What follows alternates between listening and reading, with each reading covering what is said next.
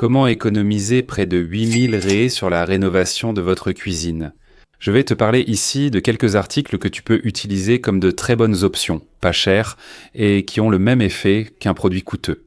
Alors les amis, comment allez-vous? Tout va bien? Je suis Edipo, architecte. Dans cette vidéo, je vais te montrer, à travers un projet réalisé, comment nous avons économisé près de 8000 raies en modifiant des éléments de décoration, la pose de carrelage en porcelaine et les matériaux. Bref, économiser sans perdre le luxe, sans laisser de côté la sophistication. Le premier élément que tu vas faire, au lieu de mettre la crédence avec la même pierre que ton plan de travail, tu utilises le carrelage en porcelaine que tu as déjà posé sur le mur de l'évier. Réfléchis avec moi ici, tu vas poser le carrelage en porcelaine sur le mur de ton évier. Imaginons que ta cuisine comporte un évier, une cuisinière ou plaque de cuisson, et un comptoir. Un plan de travail droit ici, imaginons-le ainsi, et tu as posé le carrelage en porcelaine sur ce mur. Tu économiseras déjà car tu n'as pas à mettre du carrelage en porcelaine partout, étant donné qu'en haut tu as un placard et en bas tu as un meuble bas. Donc tu vas prendre cette bande-là, entre la pierre, ton meuble bas et ton placard. Donc si tu as mis le carrelage, pourquoi as-tu besoin de mettre un dosseret, d'accord, en pierre? Les gens posent souvent le dosseret après le carrelage. Je ne vois pas cette nécessité, surtout si tu as un beau carrelage, n'est-ce pas? Un carrelage qui attire l'attention et que tu veux mettre en valeur. Donc, le premier point ici, c'est qu'il n'est pas nécessaire d'utiliser une crédence étant donné que tu as déjà le carrelage posé sur le mur de ton évier. Une tour de prise encastrée, n'est-ce pas? Non, n'est-ce pas? Ou même une ligne, n'est-ce pas? Un profil de prise dans le meuble haut de ta cuisine. Pas besoin de mettre plein de prises. Des prises dans ta cuisine, d'accord? On va en mettre beaucoup ici, on n'a jamais trop de prises. Non, ce n'est pas comme ça. Il y a des points de prise fixes. La prise du réfrigérateur, du four, du micro-ondes, du filtre. Ça, c'est une prise fixe. Ce que je veux que tu comprennes que c'est cette prise d'usage général du quotidien. Un mixeur, un batteur, tu vois. Ces appareils électriques-là. Ce type de prise, tu n'as pas besoin d'en mettre partout sur ton mur parce qu'elles sont à usage général, tu vois, usage occasionnel. Ce n'est pas tous les jours que tu vas brancher cet appareil. Des portes en bois au lieu de mettre du verre, d'accord, sur les placards de ta cuisine. D'abord, c'est moins cher, d'accord? Tu vas déjà être d'accord avec moi ici que mettre une porte en bois au lieu de verre sur les placards de ta cuisine, c'est déjà moins cher. Ensuite, c'est beaucoup plus fonctionnel, d'accord? Réfléchis avec moi aussi, d'accord? Ce sont des exemples que je t'apporte ici qui vont te faire économiser et en même temps tu vas me donner raison sur ces conseils que je suis en train de te donner. Le verre, le miroir, de manière générale, dans la cuisine, ont tendance à accrocher la saleté plus facilement, plus rapidement, n'est-ce pas? On a cette impression. Tu as nettoyé aujourd'hui et dès le lendemain, en cuisinant, des taches de saleté réapparaissent déjà. Alors, quand tu choisis de mettre une porte en bois, n'est-ce pas? Pour ton placard, d'abord c'est plus joli, à mon avis, c'est plus fonctionnel et c'est moins cher. Sachant que le miroir, selon le miroir que tu vas mettre là, ça peut coûter jusqu'au double du prix d'une finition en bois, d'accord? Donc c'est aussi un autre élément ici qui était fonctionnel, décoratif et pas cher. Un robinet plus épuré avec un design plus sophistiqué au lieu de mettre ce robinet gourmet qu'on voit dans toutes les cuisines partout. Vous qui me suivez ici depuis longtemps, vous savez que je suis en faveur du robinet de cuisine. On utilise un robinet plus épuré, plus doux, pas propre au sens de la saleté. Propre visuellement, agréable à regarder, on voit un robinet lisse, sans l'arc avec ses anneaux et bras épais, comme sur le robinet gourmet. Ce n'est pas mauvais. Si tu aimes le robinet gourmet, utilise-le sans problème. Si tu rénoves ou décores ta cuisine, choisis un robinet plus doux et épuré. C'est moins cher qu'un robinet gourmet, non? Comparez les prix. Je vais le faire. Certains de ces articles, comme le robinet et d'autres que nous verrons, auront leur lien dans la description de la vidéo. Edip, tu retrouves ça sur tous les robinets sophistiqués, au design moderne et épuré, d'accord? Et où est-ce que je peux trouver ça? Le lien est juste en dessous dans la description de cette vidéo. Plainte du même sol, du même carrelage en porcelaine, au lieu d'utiliser le matériau de ta pierre. Qu'est-ce qu'une plainte? Imagine ici, tu as un meuble, la partie inférieure de ton armoire, là où la pierre, le plan de travail, va être posé. Là, au sol, sur ton carrelage, il n'y a pas cette petite base, qu'on fait généralement en maçonnerie ou parfois en menuiserie. Tu vois cette petite façade qu'il y a là, on appelle ça une plinthe. Certains disent plainte de comptoir, moi je dis plinthe de base. Point.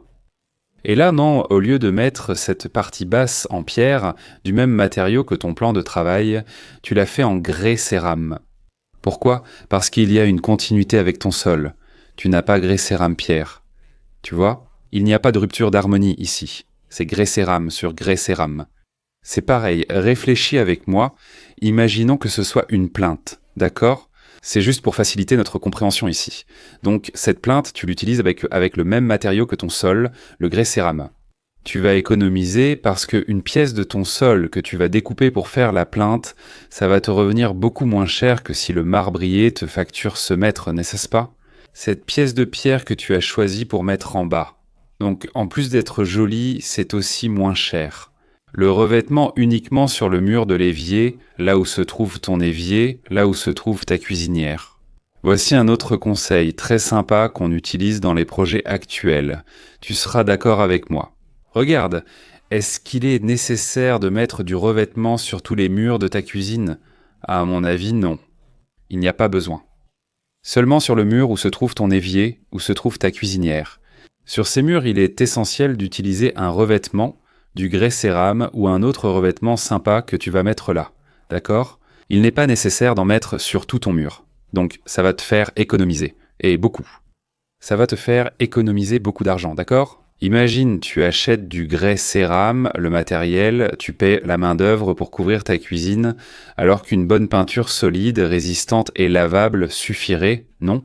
Lisse les autres murs de la cuisine et pose le revêtement seulement sur celui de l'évier. Ce conseil ici aussi pour toi, ça rend ta cuisine vraiment sympa. Ça donne une impression de légèreté, de tranquillité, de douceur, de délicatesse dans ta cuisine. Et regarde, ça va te faire économiser beaucoup. Et pour finir, je voulais vous parler de ce point ici qui est la hotte aspirante. Est-ce que c'est obligatoire d'installer la hotte aspirante immédiatement après avoir rénové ta cuisine ? Fais attention, j'ai laissé cet élément pour la fin parce que je veux en parler, je veux ouvrir une discussion avec toi. Regarde, quand tu habites dans une maison, surtout si elle est bien ventilée, avant d'installer ou même d'acheter ta hotte, laisse le point électrique au plafond, la prise qui sera installée. Installe déjà le conduit, si c'est une hotte aspirante, elle va aspirer et rejeter la vapeur à l'extérieur de ta maison.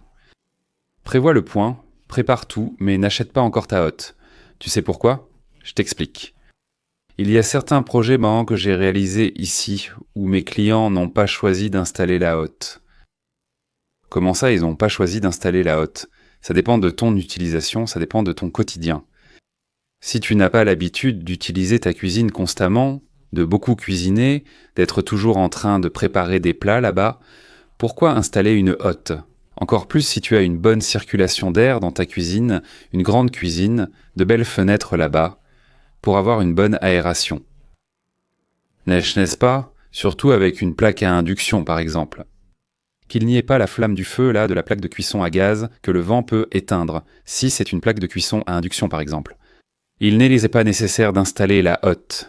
Fais le test. Je ne te dis pas de ne pas installer ou d'installer. Je te dis de faire ceci, laisse le point là, en attente, laisse le conduit installé, tout bien préparé. Et ensuite, comme on en commence à utiliser la cuisine. Ah, vraiment, il va falloir. Ah, ça devient vraiment mauvais ici, j'ai besoin d'utiliser la hotte. Ensuite, tu achètes la hotte et l'installes. Après un certain temps, une fois que tu as soulagé un peu la question financière, que tu as déjà fait la rénovation, que tu as déjà payé tout le monde, que le matériel est en ordre, là tu vas et tu achètes une bonne hotte. Mais si avec le temps, en utilisant ta cuisine, tu te rends compte que, franchement, ça ne me manque pas, pourquoi en aurais-je besoin ? Et je vais te dire une chose, d'accord ? Rien que ça va te faire économiser au moins 4000 réés, au minimum. Parce qu'une bonne hotte de qualité jolie, c'est à partir de 4000. Voilà, donc rien que là. J'ai dit que cette rénovation ici, cette vidéo que je vous apporte, c'est une économie de presque 8000 réés.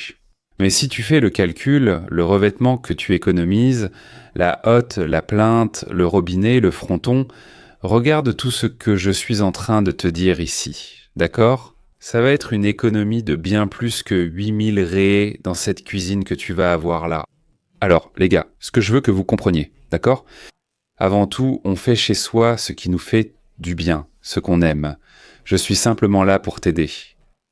Je suis simplement là pour te donner des conseils sur ce que je fais en tant qu'architecte, en décoration, sur les projets que mes clients apportent, tu vois. Voici ce que nous faisons pour nos clients, je vous l'apporte ici comme exemple. Mais voilà, chacun ses goûts, fais comme tu veux.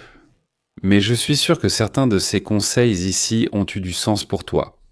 Tu es d'accord avec moi? Et j'aimerais entendre ton avis. Laisse-moi un commentaire ici. Oedipe, je partage ton avis sur 7 points, sauf le premier, le troisième et le cinquième. Laisse-moi ici ton avis, c'est très important. C'est même pour qu'on puisse apporter une prochaine vidéo, un prochain contenu basé sur ta question, sur ton doute. D'accord? J'espère que ça vous a plu, que vous avez apprécié. Les liens des produits dont je t'ai parlé sont juste en dessous, dans la description. Abonne-toi à notre chaîne, like la vidéo et commente. À bientôt.